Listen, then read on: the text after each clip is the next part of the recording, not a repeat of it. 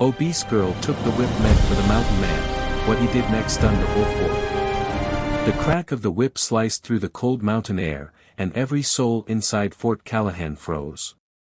Lila Barrett stood at the edge of the yard, her breath shallow, her hands trembling at her sides.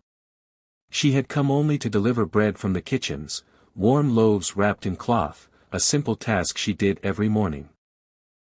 She never expected to see a crowd gathered, soldiers forming a tight ring, or a mountain man bound to a post like a hunted animal. Jonah Cole. Everyone knew him.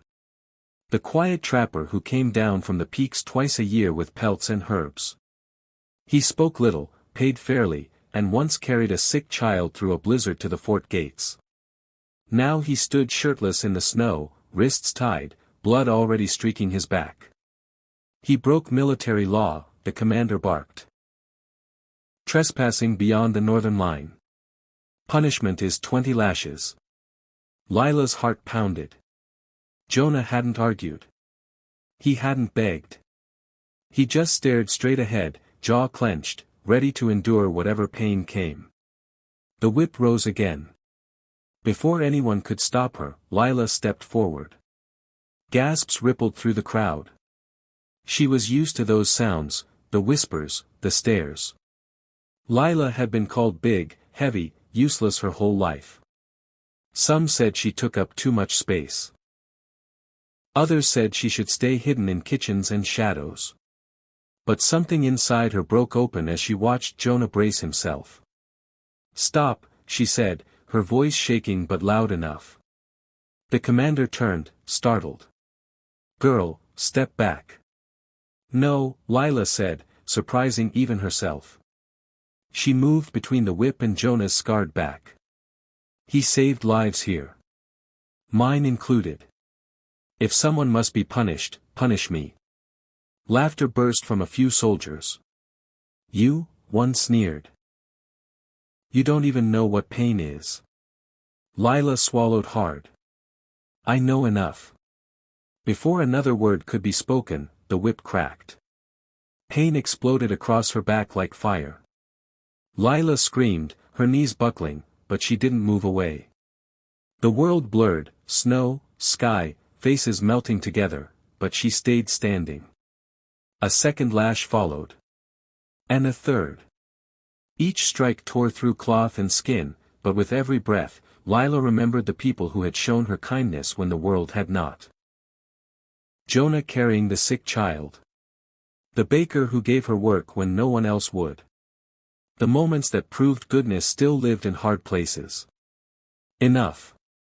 Jonah shouted, straining against his bonds. "Stop. Take me instead." The commander hesitated. The yard had gone silent. No laughter now. No whispers. Just the sound of Lila's ragged breathing and the wind brushing against the fort walls. Blood stained her dress. Tears streamed down her face, not just from pain, but from something deeper. From years of being unseen, dismissed, told she was worth less. Yet here she was, standing. "Please," Lila whispered. "He doesn't deserve this." The whip fell to the ground. For a long moment, no one moved. Then something extraordinary happened. A soldier stepped forward and cut Jonah's ropes. Another removed his coat and draped it around Lila's shoulders. The commander's voice was quieter now. "Jonah Cole, you're free to go." Jonah didn't leave. He crossed the yard in 2 strides and caught Lila as she collapsed. He held her like she weighed nothing, his hands gentle, his eyes burning with something fierce and bright. "You didn't have to do that," he said, voice breaking. "Yes," she whispered. "I did." They carried her inside the fort, past stunned faces and lowered heads. Word spread quickly, faster than any winter wind. By nightfall, the entire fort knew what Lila Barrett had done. But what Jonah did next is what no one ever forgot. He stayed. Through the long winter. He hunted for the fort, repaired broken roofs, taught the soldiers how to survive avalanches and storms. And every evening, He sat beside Lila's bed as her wounds healed, reading to her in a rough, gentle voice. When spring came, Jonah stood before the fort council. "This place stands because of her," he said, pointing to Lila. "You judged strength by muscle and silence. She showed you courage."